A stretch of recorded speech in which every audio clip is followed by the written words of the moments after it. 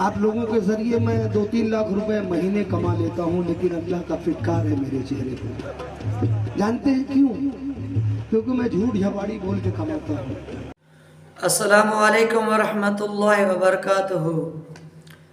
दोस्तों, मैं हूँ आपका बिरादर, आपका भाई फजलुर रहमान बिरोही।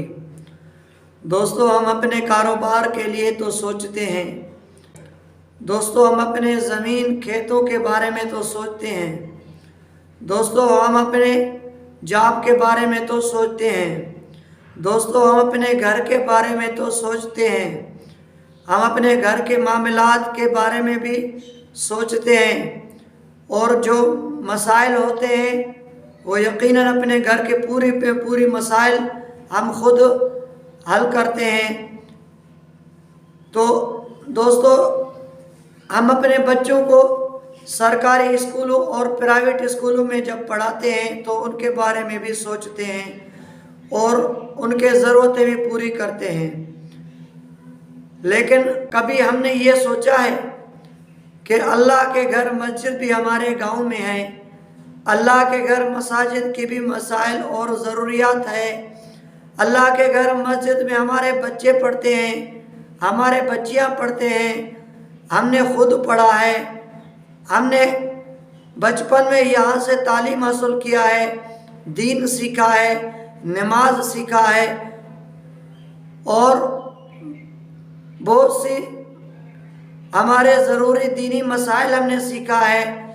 और 5 वक्त नमाज हम जिस अल्लाह की घर मस्जिद में पढ़ते हैं और अल्लाह की मस्जिद में सुबह शाम हम इबादत करते हैं, उसके बारे में क्या हमने कभी सोचा है?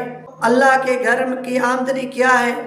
अल्लाह के घर के मसाजिद की जो इमाम है उनका ज़रूरत और उनकी ज़िंदगी शोभा किस तरीके से चल रहा है? क्या हमने कभी ये सोचा है? हरगिज़ नहीं सोचा कि हम जिस इमाम के पीछे नमाज पढ़ रहे हैं उस इमाम का तनख्वाह क्या है, हम उस इमाम को तनख्वाह किस तरीके से दे रहे हैं, उस इमाम को तनख्वाह कितना मिलता है और उनकी जो ज़रूरत और मसाइल हैं वो क्या है, हमने कभी ये नहीं सोचा। हम हर वक्त अपने लिए, अपने कारोबार, बच्चों के लिए तो सोचा, लेकिन मसाजिद की इमाम के लिए उसके बारे में कभी नहीं सोचा। हालांकि कमेटी वाले और जमायत जो बाजमायत जिस इमाम के पीछे नमाज पढ़ते हैं उन्होंने भी कभी नहीं सोचा। आज मैं आपको एक जो गाना गाने वाले फनकार है ना, एक फनकार गाना गा रहा है, अपने पूरे भरे मजमे में लोगों को बता रहा है उस इमाम की ज़िंदगी, उस इमाम की बरकत, उस इमाम की आमदनी की बरकत, और लोगों को समझा रहा है, बता रहा है। गाना गाने वाले को तो ये बात समझ में आया, मगर किसी जमात वाले को, कमेटी वाले को, गांव वाले को, महल्ले वाले को, लेकिन मसाजिद के बारे में किसी को समझ में नहीं आया।